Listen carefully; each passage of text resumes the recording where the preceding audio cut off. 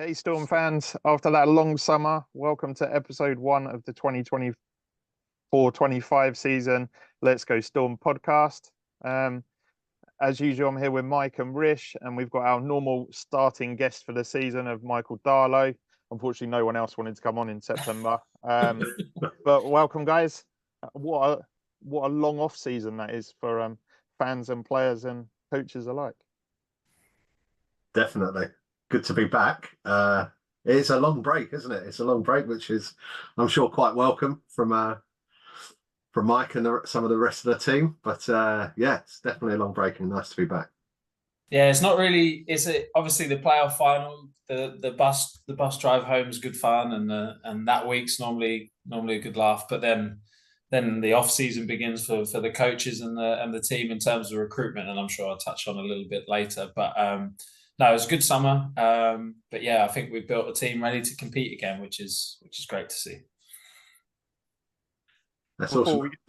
Mike, I was going to ask actually, because obviously for us it's quite a long wait.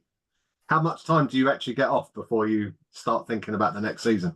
Well, when the buzzer goes, so I have quite a strict policy. It's only a policy that I have, and that when the buzzer goes off, I then consider for the playoff final. I then consider everyone's contracts to be finished. So then I consider that as a point out of courtesy to other teams to then begin chatting to other people. So when we lost to Solent twice a couple of years ago, that bus drive was a, hello, how are you? Do you want to play for us next year? Whereas when we've won the playoff final, so last 2 seasons, it's been probably a week after. Just to enjoy a bit of a break. But the recruitment is, I think I explained it quite well when we first did the podcast of all the moving pieces. It is a jigsaw, and piecing it together poses many challenges. But like I said, I'm excited with the team that we've built, and the university partnership has helped massively create a team which will benefit the Bucks and Hemel. So yeah, happy days all around. Before we get into the basketball as such, Michael, congratulations on your busy summer. How was it all? Yeah, it was great. Yeah, best wedding I've ever had. That was really good. No, it was. If she watches this, she's gonna be like, "You say that all the time," and she'll go, "Best honeymoon you've ever had as well." It was the best. Yeah, really great summer. Turned 30. Got married, went on honeymoon, and then changed my job recently. So started a job last week at a company in London. It's just one team and one job now, which is nice in some aspects, despite leaving the university. But it's time to settle down. Last couple of years have been a lot of saving for the big day, but the saving was definitely worth it. I loved it, and it's been 11 years waiting. We've been together 11 years. So yeah, had a lot of pushes to get the marriage done in the end. That's not the reason I did it. Obviously I wanted to do it. But it was a great day. Best, I know it's cliche, everyone says it, but best day of my life without a doubt. So assuming Georgia doesn't listen to this, honestly, how did it compare to the 41-0 season? Probably second. Yeah, 41-0 is good. I don't know how to answer that. Don't worry, you're not meant to. Don't worry. Okay, all right. I plead the fifth. Yeah. It'll be a rubbish podcast if I say no comment. That's for sure. So. That was a brutal question, though, to be fair. I mean, let's start the season as we mean to go on, I guess, don't we? By the end of the season, someone will be getting really brutal questions. Yeah, it's become a hard-hitting podcast now. This is it. We're gonna... So obviously, like you just mentioned, we won the playoffs for the second season running, beating Reading 87-84 in the final. What did you make of the season overall? It had more ups and downs than the season before, but how do you feel? Where would you put that in terms of achievement? Yeah, I think being inside the camp and all the changes that happened and all the moments of adversity that we faced, I think to come away with a playoff title demonstrates how great a club and an organisation we are, and how everyone always pulls together for something bigger than themselves. And I think it was really nice to thank everyone who stuck by us through, like you said, through the ups and downs of the season, and finish on a real high. It was never going to be like the season before when we lost to Loughborough early on.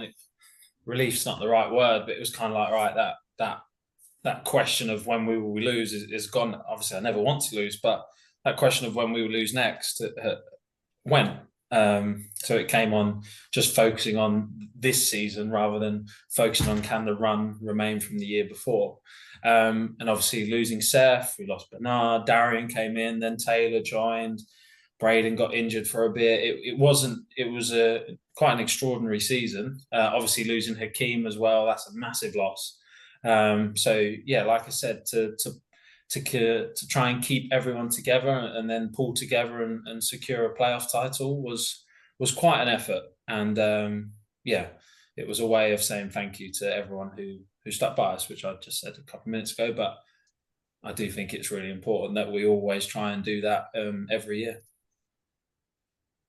I think it's interesting what you said there as well, because I think the 41-0 season, there used to be that infographic every game of the starting five, and I think it was only like maybe one of those games where it wasn't the normal starting five. So to have all that, I mean, even the starting five had changed within the first month of the season, I think. And then, like you said, lose Seth, lose Braden to injury, re-sign Taylor, sign Darian, lose Braden to injury again, and Hakeem to injury. That it must have been really hard to coach to not have that kind of consistent starting five, or knowing how light the bench might be that weekend or whatever.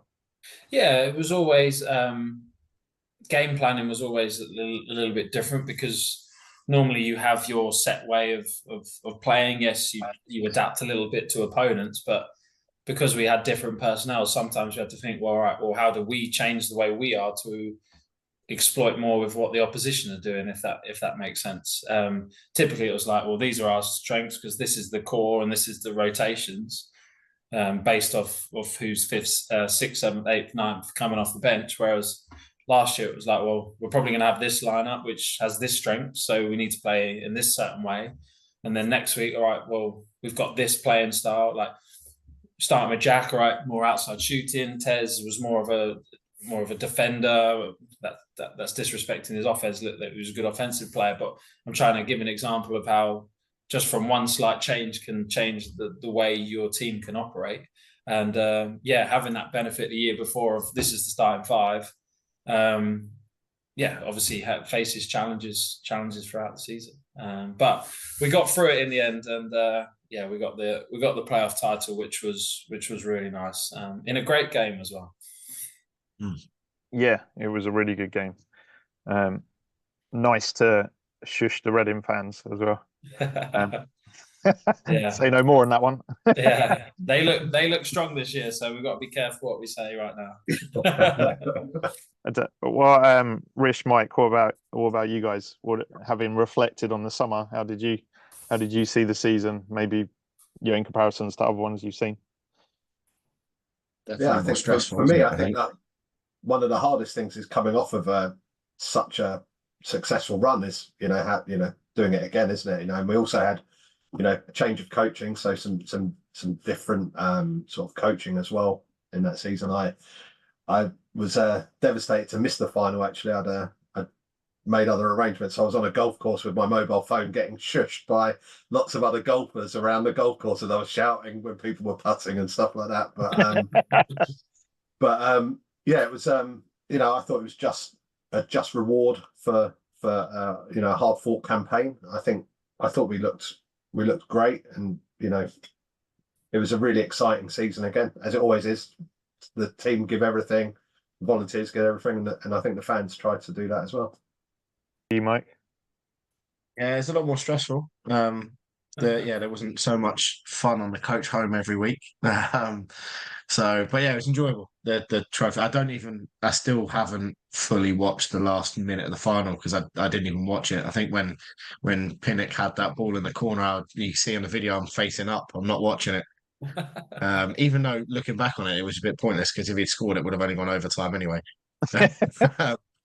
But it was a great moment to get it. I think there was a bit of frustration going into the game that after Derby and Essex that one weekend, we could have won the league but we won the playoffs in the end. So yeah, more than made up for it, didn't it? Yeah, I think the other thing as well is it kind of, as a fan, when you saw Braden kitted up and coming out for the first time in a few weeks, I think that just raised the noise a little bit more, knowing that we had that little bit more strength in depth. Because even though he was like, we could see he was warming up, I wasn't expecting him to run out in the starting five that day. And I think he really made a difference as well. It's a tough one with the Braden situation because obviously we knew he was going to be fit for the final, and we were like, do we announce it to make the fans happy? But then at the same time, the other team don't expect him to be playing. So it was a bit of a tough one, that one. But it must have been the right way to do it because we got the win in the end. Yeah. I suppose that's one of the positives, unlike the biggest professional sport where Sky Sports announce, oh yeah, so and so's playing tomorrow. You can do it a little bit more, that. Maybe don't even let him warm up. Make him warm up in the car park. Yeah, that's a good idea. So yeah, I guess if you look back then, Michael, did you expect us to come away with a trophy last season? Did you think we would? Based on obviously everyone wanted to knock us off our perch, and like you said early on, Loughborough beat us, and it's kind of that there's not that run going anymore. But at the start of the season, do you think I think we'll win one of the 4 trophies available? So I'll take you back a couple of years when Solent were really dominant. So the year before we signed Charles, Aaron, Bernard, Hakeem, that core a couple of years ago. Yeah. Solent were the dominant force. Solent were the ones who were, I'd probably say light years ahead of other organisations in terms of the way they operated. So they were up here and everyone else was down here. And that summer, we as a collective, like, all right, now it's time. We're going to have to make a push to compete with them. So we signed those personnel, and unfortunately, Solent folded. And I don't think to the same effect, and I don't mean to sound arrogant at all, but I think teams saw where we were as an organisation and what we achieved, and teams built sides that were going to compete with that. And Derby built a really great team, and Reading built a really good team, and so did Essex. And I think teams were really competitive. So when you see the signing announcements in the summer, you think, oh, that could be tough. And I did think we will be competitive. You never know if you're going to win a trophy or not, as you saw all of last season with the different ups and downs. But I was confident when we signed Darian because of a person of his pedigree. I'm going to say that first and foremost is infectious on other people, but then his playing ability as well is brilliant. So getting that over the line was big. Him and Hakeem, sadly, we never saw the two of them play a lot together, but I think that could have been a great partnership. But then when you bring back the caliber of Taylor Johnson, then I was like, okay, we're going to look really good here. And I think we peaked just at the right time. I think we, as people say, some people consider the playoffs to be the epitome of a season. Yeah, I do agree with that. I think the league's good to win as well because I think it shows who was the best team across the season. But I think despite everything we went through and signing the players we did then at Christmas, showed how great the club can be to continue to be adaptive, but also how effective we were at integrating old and new faces into a squad, which then took a whole new cycle of development to then peak in time for the playoffs. And people will argue, well, you didn't face Essex and Derby in the playoff run. Well, yeah, we didn't, but you can only play who's in front of you, and we beat all of them. So, I think we definitely peaked at the right time, and I think last year showed again how great of an organisation we can be, which then makes us attractive to the players that we've signed this year and managed to retain for another season, which is great. And I think Saturday in the second half showed how exciting this season will hopefully be.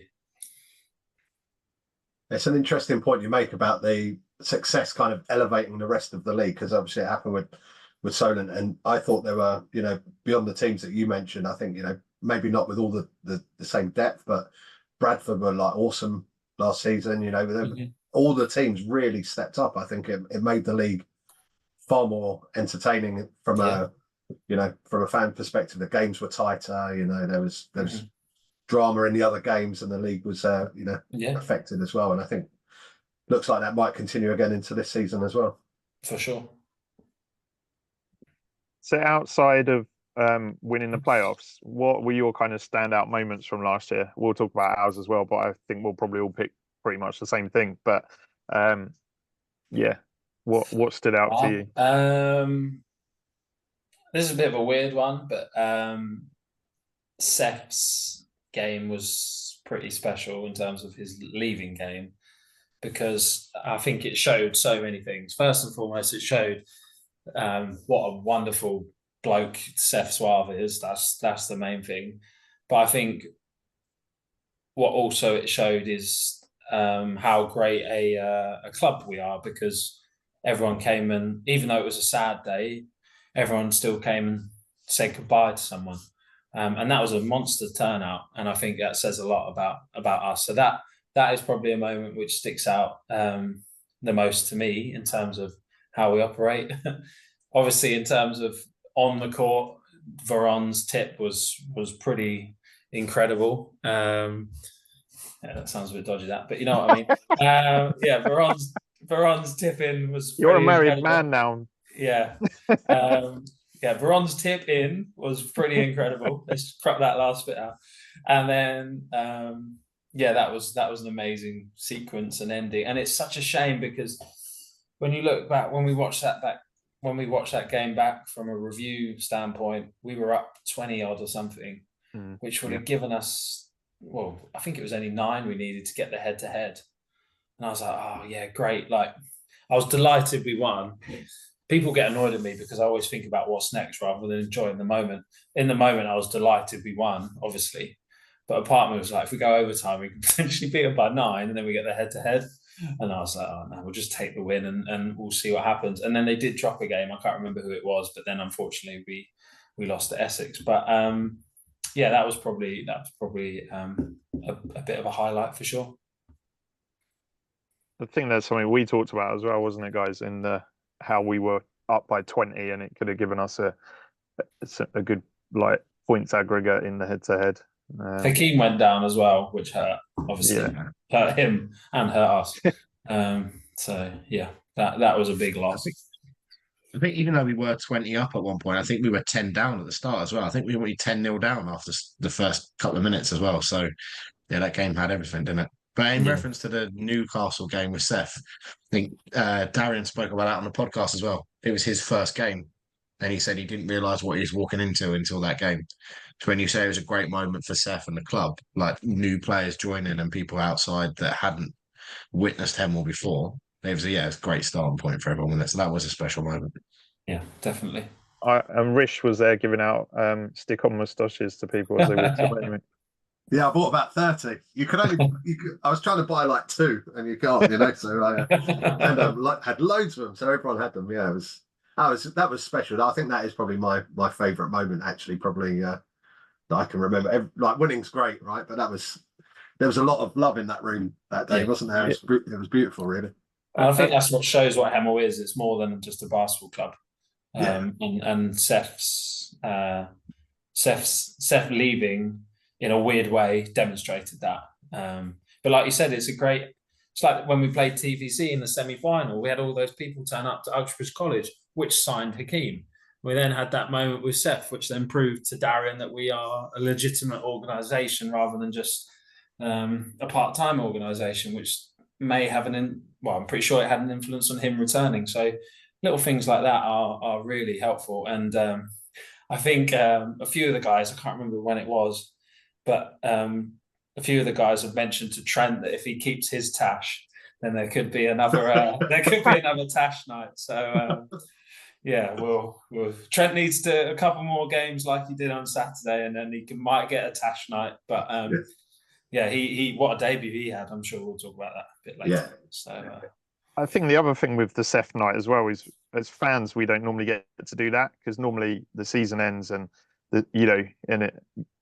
if we win the playoffs, then it's great and we get to celebrate with the players, but we never really get to give some of them a send off because, like you said, contracts finish at the end of the playoffs, and then so not that we wanted Seth to leave, but it does show like how the fans and the club feel about players, and you know, and everyone just wished him well, you know, to go and play professional basketball. That's what his next step was. Yeah, for sure. This might be a political question, so answer it how you like. But how did you find your first season working with Mark? We had him on the last podcast this season. You probably listened to it, Michael. I'm guessing. Just say yeah. No, I did know, because he made the comment that if he cuts me, I bleed Hemel or something. Which is not wrong. And it was a really good podcast actually, but really enjoyable to chat to him like we did. But yeah, how did you find it? Because obviously previously you'd only coached under Drew, really. So how did you find so that was the main that was the main takeaway from last season, is that basketball can be coached in a different way. Obviously, I'm aware, like I don't just I'm a bit of a basketball nerd. I study the game. I watch different people and the way they operate. But there's nothing like actually working with someone on a day-to-day basis. And Drew and Mark are very different in the way they work as coaches and the way they are as people. But both, as last year proved, can have success in the coaching environment. And Mark came from a background which I sort of knew about because he used to coach my dad. So my dad gave me obviously a bit of insight into how he would be. But yeah, being with him and talking about the game with him was stimulating, because it was able to give me another perspective on something where I would usually have this stance, because that's what I've done for 4 years with Drew Spink. So yeah, enjoyable. And I'm in the coaching world. I'm still young, so having that opportunity to learn from someone else who has been successful that's quite a selfish answer, but you did ask me the question, so I guess so from a selfish standpoint, it was really really beneficial, because I learned from someone else. Now, to quickly swing it back into not a selfish standpoint, a coach of Mark's pedigree to be the successor of Drew and what he achieved was, I think, a really positive step. And I don't know, I said this to Mark when we won in the playoff final, and he was obviously happy, and I think we were hugging or something, I don't know. And I just said to him, I don't know many people that would have dealt with the pressure and the dynamic we were in post an undefeated season as well as what you did.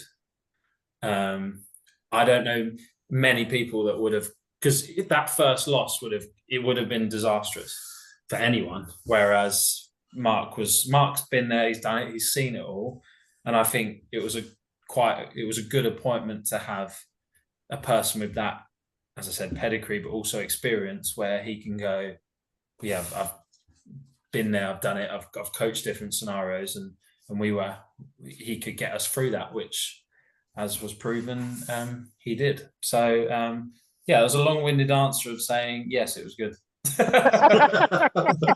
So we'll just cut the rest and just leave that one bit. Yeah. Again, feel free to answer this one or not, but obviously we heard a little bit of it. We had a little bit of it from fan perspective. Is the Mark Clark hairdryer a bit different to the Drew one? Did it take you by surprise the first time he shouted, should we say? Yeah, it did. Mark won't mind me saying that, but yeah, it did. Mark's quite quite passive.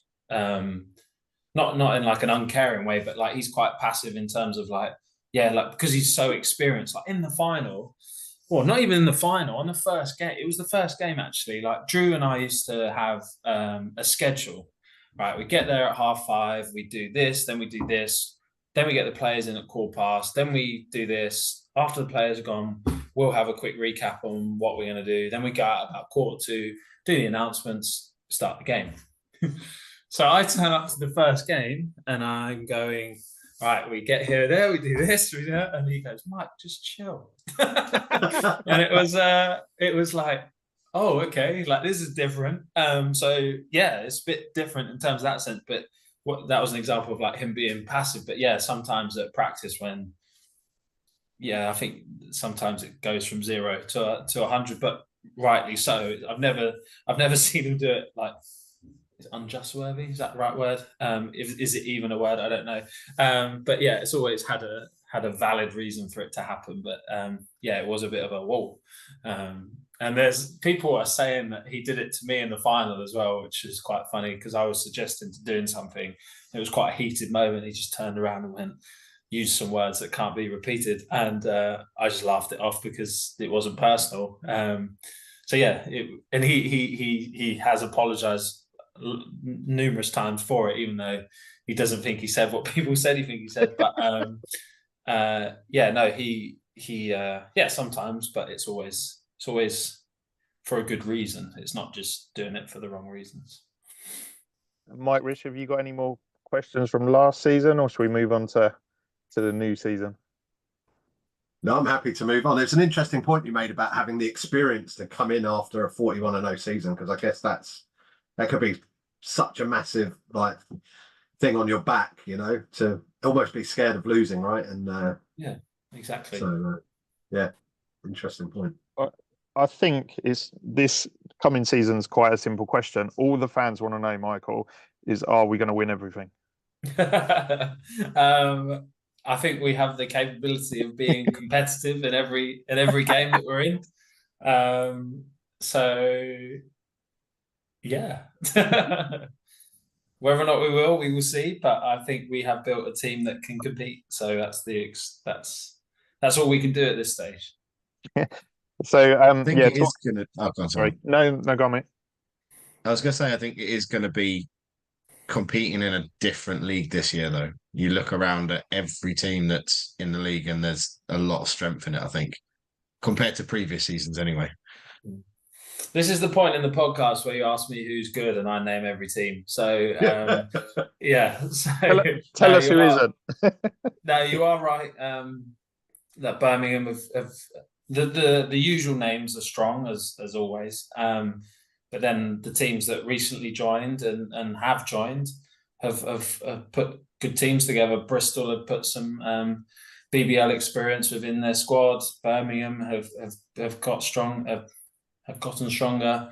Nottingham appointed a high caliber coach and have had big off court announcements. So the league's in a good place, and obviously the stuff with TVC as well, their announcement of a takeover. So yeah, it is exciting times, and obviously everything that happened with the BBL this summer, everyone could be quite pessimistic, but the voices in the basketball circles are onwards and upwards, and actions speak out louder than words. And I think the actions are demonstrating that it is an exciting time to be involved in British basketball still.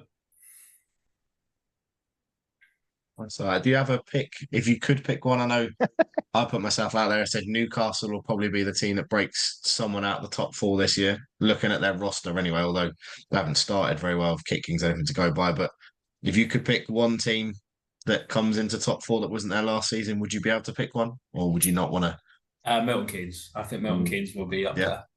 I think their team is strong. They're well organised, and they have a really good coach. So they have all the pieces to be successful. But I do think you're right with the Newcastle shout. I think they'll be strong with Corey Johnson and Ronald Blaine and Logan Rooney. That's a really strong 3.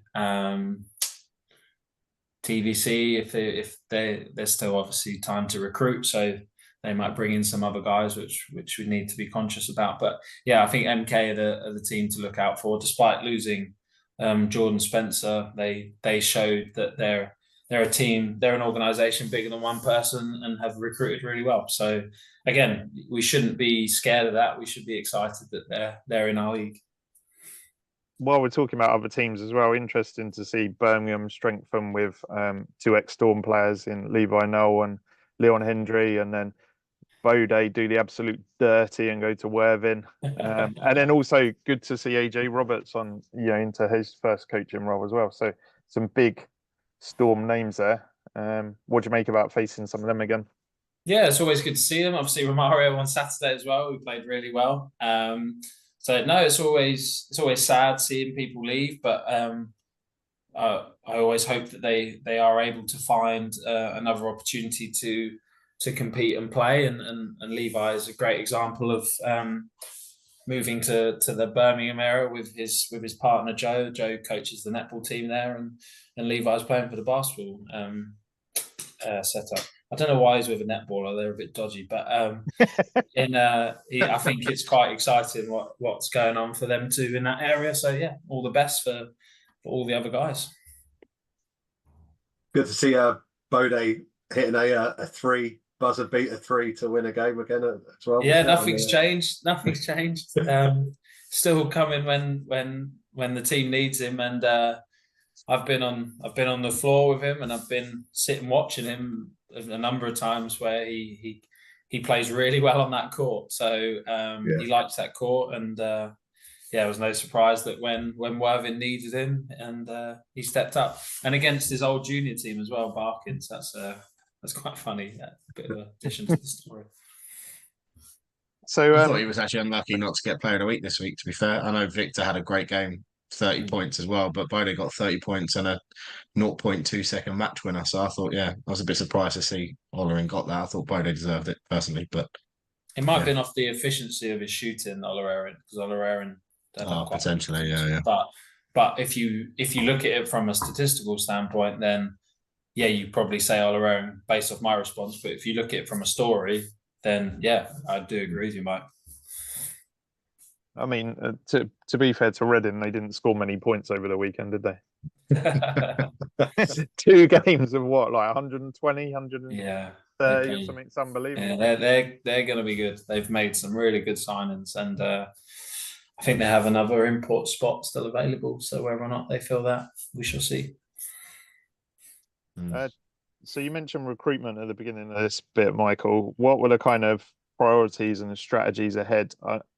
When you sat down the week after the bus journey back from the playoff final, obviously re-signing some of the players that we already had is crucial to keeping the kind of culture. But what were then kind of the priorities in working out who we could re-sign and then who we could sign to bolster the roster? So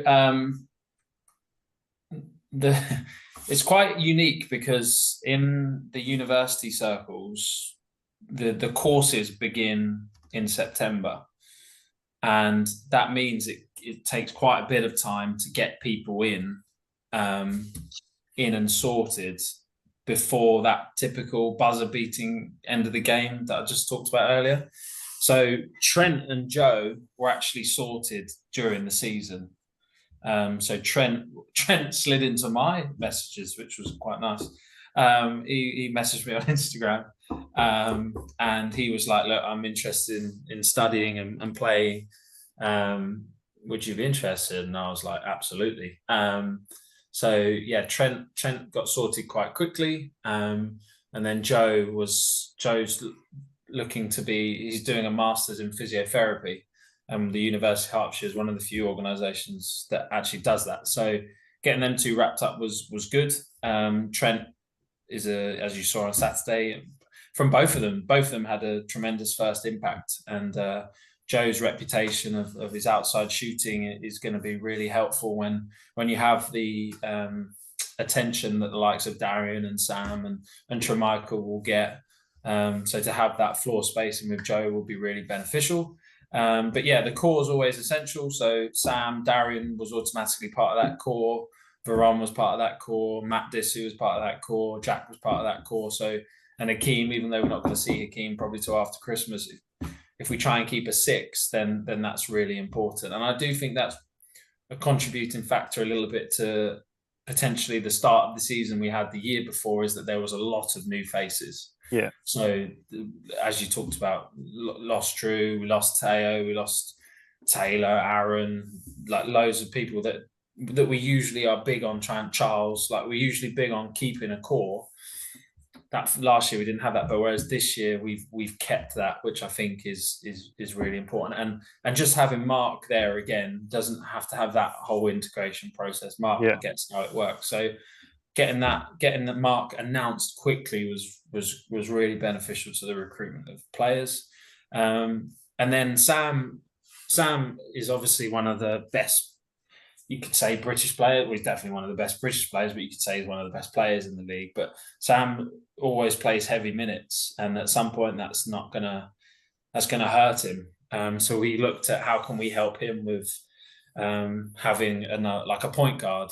And so, as usual, we reached out to agents, and it was actually Tez's agent that sent us Tremichael, got him over the line, which was great. But there's hundreds of names you speak to, hundreds of names you look at, but you have to try and fit the jigsaw, as I said. Tremichael got sorted, and then I think I've talked about this before in terms of accommodation spots at Hemel. So we have the flat. So Veron, because of his impact and how great he is in the coaching community, it was really he needs to live in Hemel, so him and Tremichael live in those two spots. But then this made the impact of the university partnership even more important, because the university are able to house, and we could then find another import which could play for both, which is what Matt Ellis became. So Matt Ellis will be playing for the university and will be playing for Hemel. And we were able to put a combined offer together to create an attractive offer to a player of his caliber, which is great. And he can be like the benefit of him is he's athletic enough to play the big spot, but he has the skill set to play the 3-4, which you typically see Sam, or well, not so much Sam, but you'd see Trent and Braden from Tez from last year playing those spots.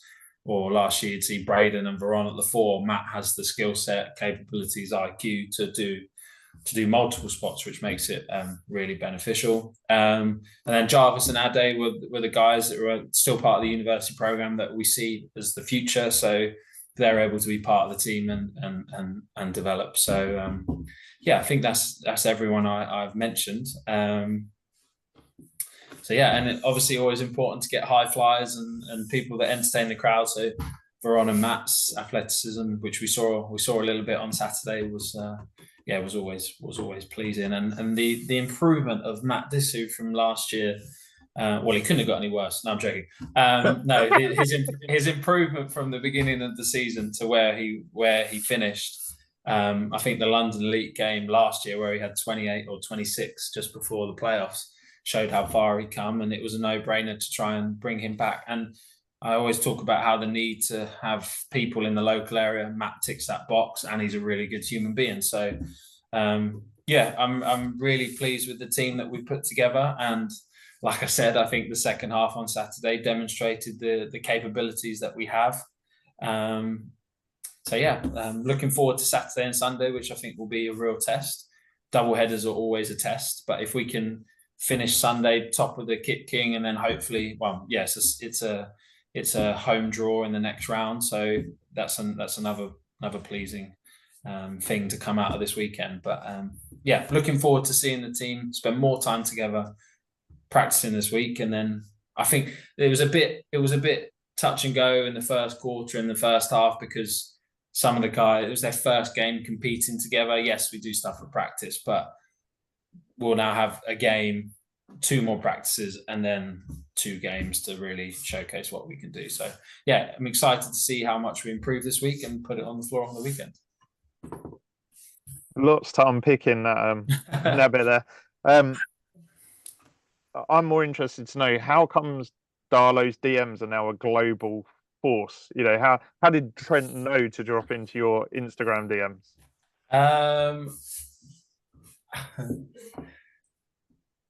A player in the league.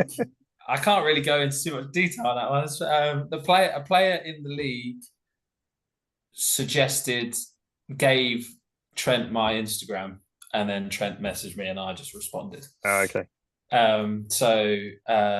It was. I literally just refreshed my phone and saw you get quite a lot of players messaging, and you're just like, oh. And I always feel guilty if I don't respond, so I always respond. And I'm like, yeah, sorry, the team's full or whatever. But when I saw Trent message me, I was like, okay, yeah, jump on a call tomorrow. Let's get this going. And there was a lot of obstacles to deal with. So Trent's Canadian, but he has a British passport. And the university, the government have a rule where they cannot give him tuition fees of a British resident, even though he has a British passport, because he hasn't lived in the country.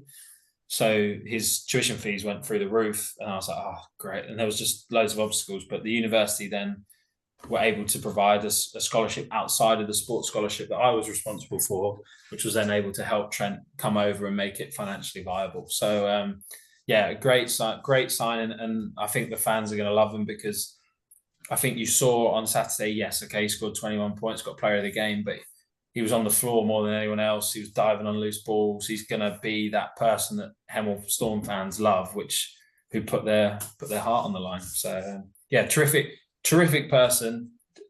I'm not just saying that, he's a brilliant person and a brilliant player too. So happy days. Yeah, I think I said that after the Surrey game. You're going to say exactly the same. That was the one standout for me, was the Surrey game, where he was like everywhere. You know, he was like throwing himself at everything, and like I think he just landed that morning. He landed 9 a.m. that morning. Mark picked him up from Gatwick, drove him to the uni. I met him at the uni. I took him to Asda to get some bits. He then jumped in a car with Jake, the other assistant, to drive back to Surrey, him and Joe, and he played. And we were like, you play. And he was like, I want to play. We were like, no, we have to look after you. But he's all settled now. And Matt, Ade, Joe, and Trent, obviously, they all live together in the flat at uni. So hopefully they're all getting on. Well, it was definitely all action, even in that Surrey game, and we saw that obviously this weekend as well. So yeah, Surrey was always going to be tough because they've been going a long time, but we definitely put in a good fight, and we then picked up some other pieces in the week. Ade returned, Matt Ellis returned. We then not returned. He joined because we had issues with his flight, so he then joined, and then we were ready to go on the Saturday. So looking forward to this weekend. You mentioned about Matt Disu and Veron's athleticism. After watching a few videos of Matt Ellis in the summer trying to get to learn his playing style, I am concerned for the hoops at Sports Centre, because we may go for a couple. So you need to make sure we've got someone standby, because that boy can dunk by the looks of it. He can fly, and you might have seen it in the warm-ups. He can fly, and he can dunk the ball in a variety of different ways, which should be entertaining. But I think we'll see quite a few putbacks. So getting on the offensive rebounds, and rather than bringing it down, just catching it and putting it in straight away. We've seen those on practice. We've seen that at practice already. So and again, a character assessment was done of him, and he's a great human being as well. So as always, Hemel will try and find good human beings, and I think we've done it again this summer. Talking about the game from Saturday then, so beating London Elite 96-68 in the first game of the KitKing. At half-time, I think we were up by 2, but London Elite just came out of the blocks really fast in the first quarter, led by ex-Stormer Romario Spence. What changed between like Q1 and Q2? Because we came back into the game and then got ahead by half-time. Did London Elite surprise us a bit to start with, or? No, I think we were poor defensively. That's I'm not going to make excuses. We were poor defensively. It was like Spanish Matador defense. It was like ole whenever they drove to the basket. So that was frustrating. But I think we stepped up in the second half on that. More focus was put on Romario. Romario scored 23 at the half. He scored 27 by the end of the game. So quieting him was a key thing. But I also just think we started to click. You saw Tremichael really show what he can do. People were hitting outside shots, and we were just being aggressive defense. We were dictating what we wanted on defense rather than being passive. And that's something that Mark's really big on in that defense is the first line of of offenses. We dictate how we want to play defensively and make them as uncomfortable as possible, and then we can get out and run. And I think we scored, I can't remember exactly, but we scored a lot more fast break points in the second half than we did in the first half. And easy points are always useful. Yeah, I noticed Tremichael, he seemed to like just relax. There was a bit, I think, where he just seemed to just relax and just really sort of came into it, didn't he? But, it's always difficult with guys like that because of the environments they've come from. Like, he's come from a really big school in the States, and this is his first year being a professional player. And yeah, from the moment he stepped on the floor at practice to Saturday, I think he's given a great account of himself. But some people can really be like, oh, I'm a pro now, and what comes with that is a lot of different things. But no, I think I'm excited to see him and Sam play together. Last year, Sam was very much on the ball, whereas the year before, when you had Aaron and Seth was there a lot, we could put Sam off the ball, where you saw him score high games. Whereas last year was a bit more of a facilitator. Whereas having Tremichael, I think, benefits Sam and others because they can play off the ball and be more scoring threats. So yeah, the jigsaw was put together with thoughts in mind such as that. Interesting. So given the performance of Romario, that was, first of all, it was great to see because, I know he was coming off an injury when he was with us, and it was good to see him, so mobile and really going for it and playing so well. It was great. So do you think we might have him back at Storm at some point? Romario can definitely play. There's no doubt about that. The problem Romario had, not the problem, that's not the right word. Romario joined at Christmas where Romario joined at Christmas, and he'd obviously come off a BBL experience, and he needed somewhere to sort of find a home for a little bit until he went on his next adventure, which he then did. I think he ended up playing in France. But he joined a team which had, in his position, where he had Hakeem, Silla, Aaron Rai, and Teo Ifusi. That's always going to be tough. So he obviously knew the environment he was joining. But yeah, it's great to see that he is still the effective player that he is, for sure. I think the other thing from Saturday as well is, I know we ended up with, was it Veron and Matt both fouled out? You don't see that very often. Is this like Darlow's dirtiness been like spread through the team early on? No. It was just the emphasis on, as I touched upon earlier, being more aggressive rather than the Spanish bullfighting defense where you just let people just do what they want. Like, the guys were way more aggressive, and if it took a couple of fouls to be more aggressive, then it took a couple of fouls. So we were fine with that in the end because they fouled out, but they fouled out playing in a way that we wanted them to play. So it's an odd one, obviously, getting fouled out, but it can also be a sign of how we were playing as a collective. Not in a fuggery way, but just picked it up defensively. And looking forward to the weekend then. Obviously, we've got TVC at home on Saturday and then Essex away on Sunday. I know you touched on it earlier, Michael, but what are your feelings for the weekend? Yeah, TVC's always been a rival because of geographical reasons, and then Essex obviously became one last year. So it would be nice to play the two of them again, with a lot still up for grabs. If Essex beat London Elite on Saturday, then they have to beat us on Sunday. If we beat TVC, then we have to beat Essex in order to finish top of the group. So there's still a lot to play for. In terms of the TVC guys, I think they're a better team than what they were last year. When you pick up someone like Justin Robinson, you're automatically going to be a good outfit. So seeing him and competing against him will be great. They played. TVC played Essex on Saturday, and Justin got 11 because there was a lot of focus on him. And then they played Elite on the Sunday when Justin had 25. So it shows how good he can be when and I don't mean this in a bad way towards Elite, but when you don't treat him with the respect and the focus that we need defensively to take care of him. So there will be an emphasis on trying to deal with him on Saturday, that's for sure. And then on Sunday we travel to Essex to hopefully wrap up an undefeated KitKing group stage, and then look to the. Actually, I won't even say that. Yeah, we'll just worry about Saturday.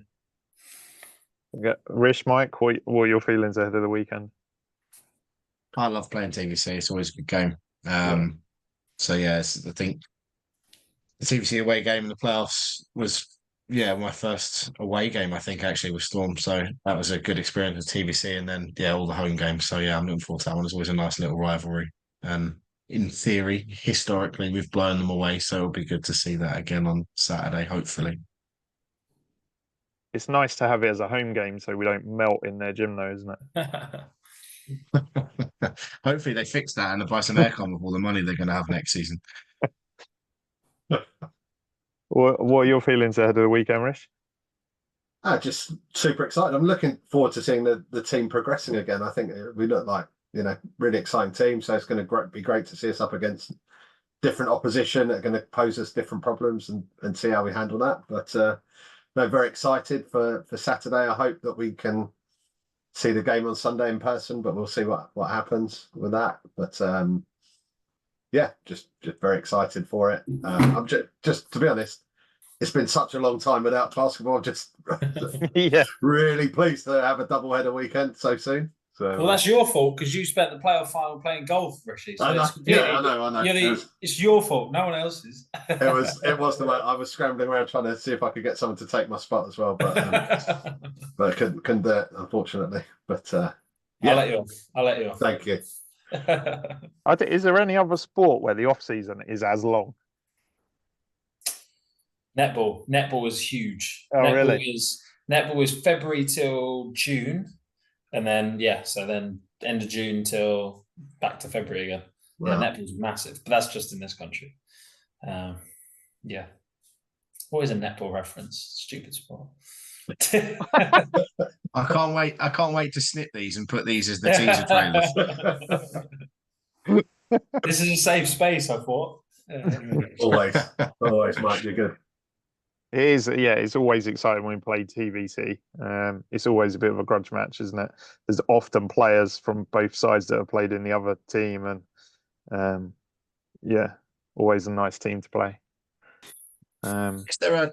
Is there a game this season you're looking forward to the most, would you say? I mean, for me, Milton Keynes away is probably the one I'm most excited about, just because that could be a new rivalry, new place to go.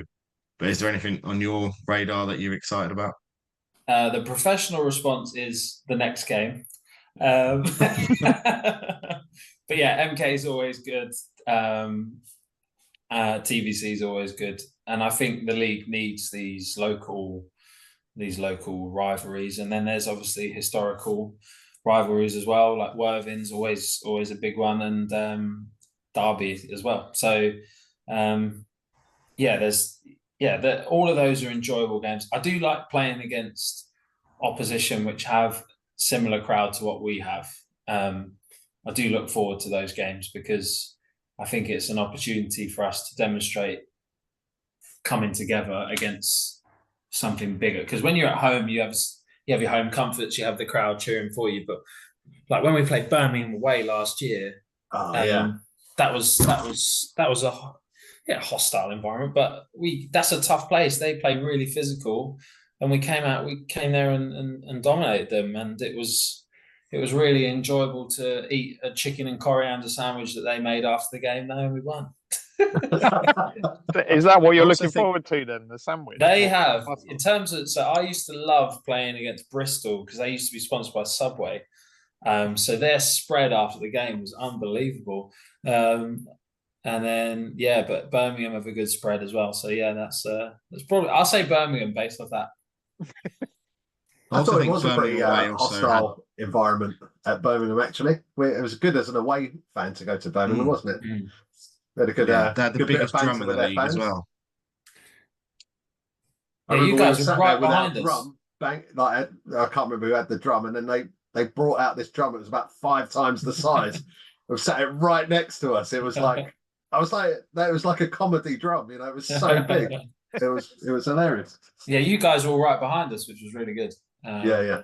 And the DJ was also conveniently right behind us as well. How about you guys? Any other favourites for away venues?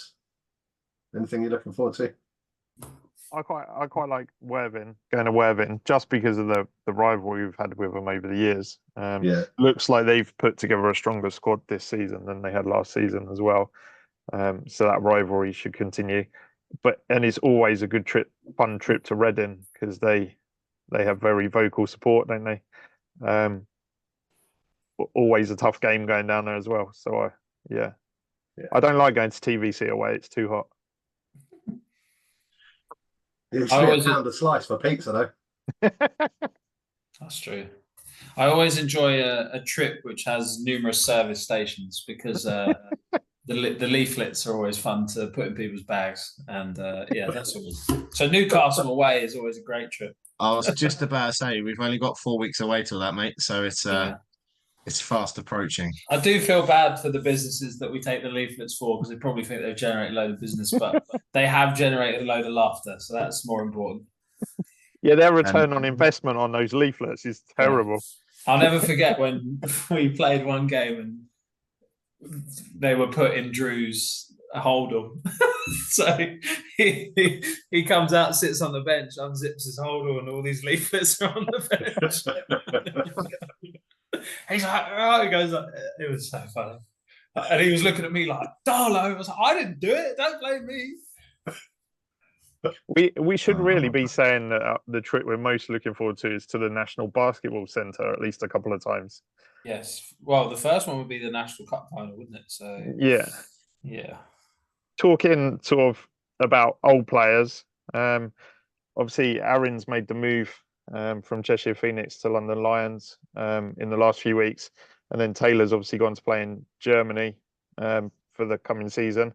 What have you made of those moves, Michael? Yeah, it's always odd, because you speak to the guys and check in with them and wish them all the best, and you hear about the moves before they're announced. So it's always that initial feeling of the reaction of where they've signed sort of diffuses by the time it's announced, and then you get a second wind of it because you hear people's responses. But I think based on the responses of other people shows how great it is that them two have signed for two organisations of that calibre. Despite all the stuff that's happened with the Lions, their takeover is still puts them in a position where they're going to be competitive, and the ambitions of the club will be exciting for Aaron to grow with. So delighted for them both. And use is not the right word to say, but to have them play for you and then go on to these things is great as a recruitment strategy, to say to young Americans, young imports, look, we can be the beginning of your professional journey. You do a good job here, you can go on to these heights. So great role models is probably the right way to put it. So really pleased for them both, and as all Storm fans, let's hope they do well. Yeah, it was Rish and I went to the BBL playoff final, didn't we? In end of April, maybe early May, whenever it is. Watching Aaron play on that stage, when you've watched him like come from out of the States into our team, and then being one of the main guys on that court Well, he was second in MVP voting. He was second best player in the league, arguably. Yeah. I do speak to him still a fair bit, but I met up with him during the week last week because just to say hello. He bought me a hot chocolate, which was very nice. Forgot to put the cream on top, but I'll let him off. It was just nice to sort of talk to him about where he's got to, and we were just chatting about what he's up to, and he's like, I'm going to come back on Saturday and see all the old faces. And Mike, you're absolutely right. One of the reasons is because he still has a strong connection to the club from an emotional standpoint. So I think a few people were like, is he playing? and I was like, no, he won't be playing. Always. And Taya always comes to games, and Chuck Guru. So yeah, it's a nice little group of guys that still come home, even though that sounds really cringe. Yeah. Yeah, I did see when I saw Teo on Saturday, I asked him if he had any thoughts about seeing Lashley playing again, Levi playing again, Bodie still going. I said, did you think about it? And he was just like, absolutely not. So I thought we might have got him back for a minute there, but no hope. No, I heard he wants to be assistant coach. Yeah, because the ones we have now are rubbish. So yeah, apart from Jake. Jake's good. He can, yeah, Jake's Yeah, good. bring back Tom. Yeah, bring back Tom. Absolutely. Apparently, Tom loved it, but he couldn't work with one of the others very easily. Yeah, Brian is a nightmare. So yeah, I do go. Is it, if we were using like football terminology, can we get Aaron in on loan in January maybe? That's exactly what Mark said. Mark was like, do you want to go on loan just for one game? And Brian was like, nah, we're not doing that. We can try it though. Playoff final. If we get a couple of injuries, if they're not playing that week, just one game loan. Yeah. Problem is the registration window shuts end of January, so you could do it for the National Cup final if you make the National Cup final. So that is a good shout. Could we sneak him in with one of those fake moustaches? Cover up for someone else, maybe. Yeah, Trent has grown, hasn't he? Yeah. Yeah, it'd be quite funny watching Aaron try and fit into Trent's top, though, wouldn't it? Sports bra.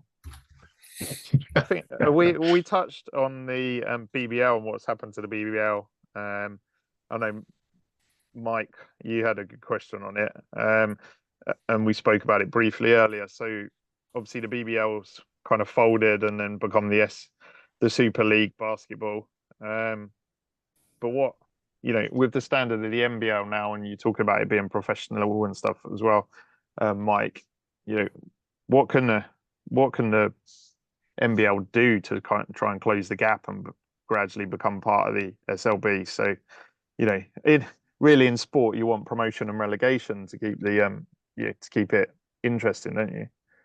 Yeah, I get the reason why there wasn't that, because of the need to maintain a standard of operation within each club.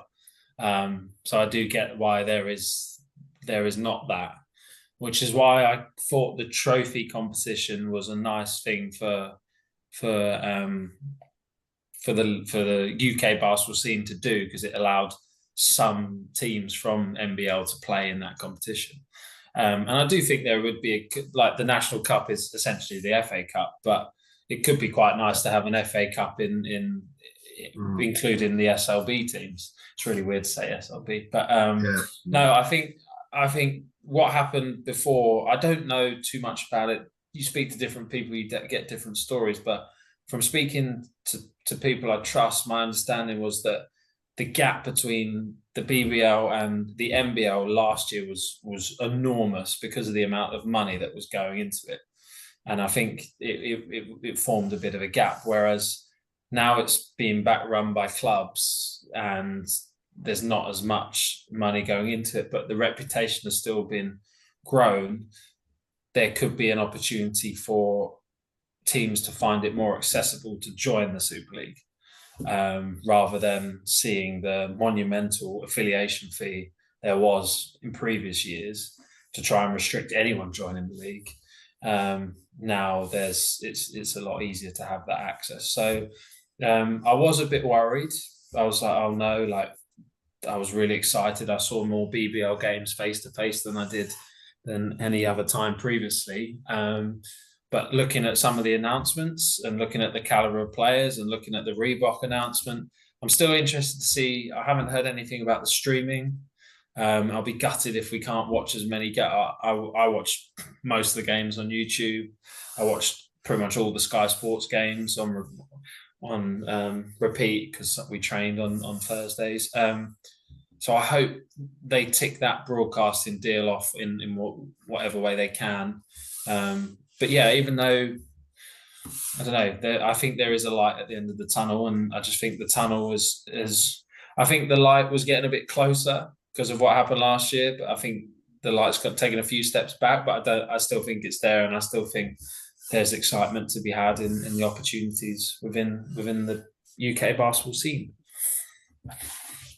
I agree. I think what you said about the cup, it first and foremost is the most frustrating thing as a fan, because you look at they've only got 9 teams in the league this season. So when they do their trophy, I think one team gets a bye or something. I saw. So you could quite easily fill that gap with a playoff champion from D1 or put the whole of D1 into it. I don't know if there's just that element of fear they might get knocked out and it's just a bit embarrassing for them or not. But it should happen, especially when there's only 9 teams in the league. It's just it's not going to grow the sport if there's only 9 teams.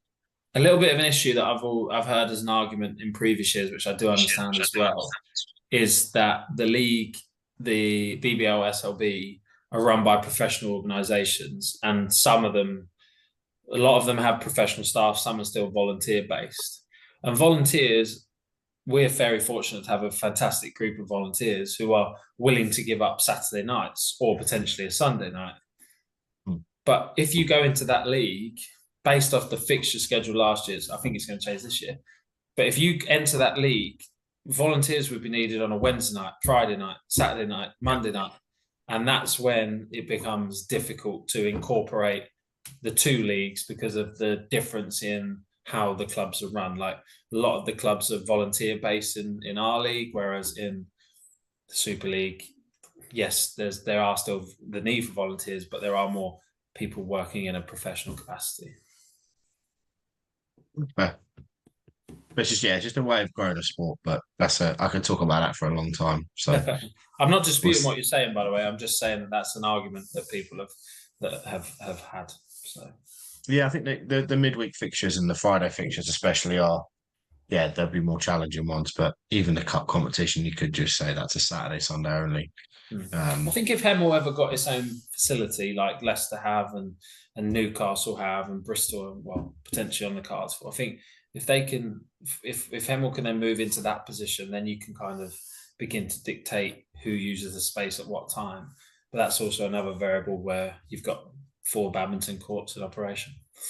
So nothing wrong with badminton, great sport, but where the money is. That's where the money is. It's terrible sport. Come on, it's terrible. But if you have your own facility, then you can put what you want in it, can't you? So, yeah, Absolutely. When was the last time? Any budding sponsors out there? Then, no.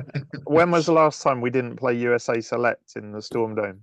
Yeah, it was quite extraordinary that we couldn't get it into the schedule. We couldn't get it into their schedule. We couldn't make it work. And I think the only date where it was possible, the Leisure Centre were booked. So badminton, more important. That's why the Surrey game became quite important, because we were still able to at least have one crowd accepting pre-season game. Not crowd acceptance, not like open door game to come watch before the season started. Mike, any fans' questions from Instagram or anywhere? We actually got let off quite lightly this year. There was no out there questions. I think obviously we've covered some of them as we go. Someone asked about they heard a rumor that Trent slid into your DMs, which you've already covered. But there was a question in terms of your first day at Hemel Storm compared to now. How would you view the progress, and what would be your thoughts on it? Who asked that question? That is a brilliant question. My first day was when I was 17, so 14 years ago. And I don't know how I fit 14 years into this time frame now, but grown drastically. I think the volunteer base has grown. I think Tony Humphrey and that team have done a fantastic job of making the match night experience more than just a basketball game. More sponsors, higher caliber players. The budget is far greater than what it was when I was playing. And I think the club has grown outwards as well as inwards. So it's grown in terms of its reputation in the community from a participation standpoint, from a performance standpoint. Now has a women's team. It now has a university link, which is what other institutions have, which even in the SLB, BBL, that's what they have in order to be effective. So, I only think it's taken steps forwards, but I think a lot of people back then laid a foundation for people to then make it the beast that it is today. People have always said you've stayed at one club for so long, but why on earth would you want to leave? there's nothing that rivals it. There's nothing that comes close to it. So I've loved being a part of it, and I look forward to a few more years. Oh, and Who asked that for question? credit, I was going to say, for credit, it was Ollie Heathcote that asked that question. So, I like Ollie. Other question we had, obviously with respect to current coaching staff, do you have ambitions to ever be a head coach yourself, hopefully at Storm, or would you like to just stay? Because some people stay as assistant forever. Have you got thoughts of doing it solo?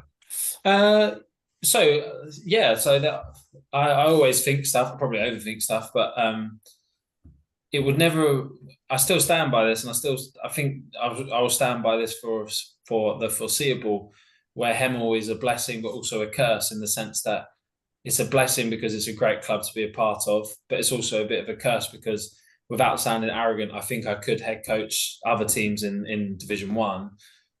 But it's the dynamic and the relationships I have with the people that play for us, I don't think would be an effective head coach player relationship.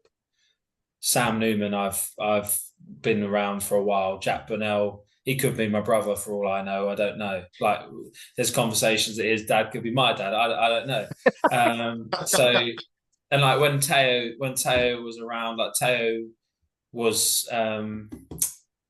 a year older than me. Darian's a year older. Like, the dynamic wouldn't quite work. So I'm very happy in the position I'm in now. I'm able to try and help the club be successful, and I'm able to, as I talked about earlier, learn from people who are really skilled at head coaching. So my mindset was always coach the university team, head coach the university team, head coach the Division 3 team, get my reps up in that environment, and then be ready if the time comes to potentially do it one day. But I've also looked into that. I might just be an assistant, and you can be I see a lot of people who are better at being assistants than they are head coaches, and I don't know yet. I haven't tested myself in the Division 1 environment as a head coach, so I can't make that comparison. But I do back myself that one day I think I have the capabilities to head coach, and being the head coach of Hemel Storm would be a bit of a dream, and it would be quite emotional actually. But I won't go into that now. But I don't think it would work in the short term or the medium term. I think it's more of a long-term thing. Once these crop of players who I've played with, been around, competed against myself, are the same age as, like Hakeem as well, I just don't think it would work. So I'm very happy where I am, and I'm constantly developing, constantly growing, as I said, getting the reps in other environments in order to position myself to be ready if the moment comes. Some of those guys you just mentioned, do you see any of them moving into coaching roles? Sam Newman, definitely not. Jack, potentially. I think Jack, potentially, obviously, because he works in that environment.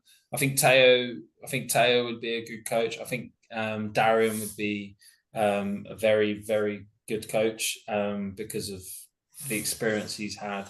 I don't think Hakeem would be a coach. I think he would just have too much fun rather than be serious when necessary. I think that's where Hemel's had its success, is where old players have become coaches, starting back from my dad coached, played, Dave Allen coach played, John Burnell coach played, Tom Frederick coach played, Drew Spinks coach played. So that core of wanting to stay involved, I think will carry on. We'll just see who it emerges into. But there's definitely a crop of guys who have come into the end of their playing careers that are more than capable to start coaching. Yeah, I think it'd be an interesting league if we rocked up one day and there was head coach Newman on the sidelines. I think that'd be the end of British basketball, should we say? Yeah, he'd sit there playing Pokemon or something rather than actually or building a Lego structure instead of coaching. You could see Hakeem just running up and down waving his towel. Hakeem would register himself as a player coach even if he was 50. Like, he would be playing. So yeah. Yeah, I wonder how long it'll be in the season before Keane gets a technical whilst not suited up. Because he was there. He was there on Saturday. I was like, "It's great to see you." And we licensed him in the week, and then after I licensed him, I went, "Oh no, he's going to be sat on the bench." And I just looked to my left, and I just see him jumping up and down. I'm like, "You are not even contributing. Like, just sit behind the bench or something." Nah, it's great. I know I'm being silly there, but it is great to have him and his energy on the bench because it can be really infectious at times. So yeah. Oh, massively. Yeah, he's a funny guy. Funny. Who asked about the Trent? Who said the Trent one? That was James. James Hughes, because Trent gave James a lift home. No, James gave Trent a lift home after the Surrey game, and he asked how he came about signing for Storm, and he said he slid into your DMs. So yeah, yeah. James helped us out big time there. So thank you, James. He doesn't watch or listen to it. Don't worry. When you do it. I said it to his face, so we're covered. We're all good. All right. Anyone for anything else? I think we're covered for the season. Yeah. I think we will say as well that we're going to try and do these more regularly this season, which we said last season we would do. So we will try and get a member of the Storm roster or coaching staff or volunteers on. If not, we'll do. Well, we've got more guys doing the uni team and playing for Hemel, which is great for the partnership, but also could be great for the podcast because they won't have much. They won't have much to do. So I'm sure Matt, Joe, Ade, Jarvis, and Trent would be keen to jump on if you'd have them. And we need a Darian part 2. Darren part 2, yeah. There's some interesting stories about Darren that he's mentioned at Surrey that he never mentioned in the podcast, so we definitely need to get him back on. Yeah, when he said he played with John Stockton, I was like, tell me more about that. Like, didn't even know about that. And I was like, you played with me at practice. Why have you not put me on that list? And then when I saw John Stockton's name, I thought, okay, fair enough. Anything else from you, Michael, before we finish? No, just say thank you as always for you guys' support and for you guys doing this. Everything contributes to the Storm success and the Storm reputation. So thank you for taking the time to do this. We all appreciate it. And looking forward to the season ahead. Yeah, thanks for listening or watching, guys. And we'll see you soon.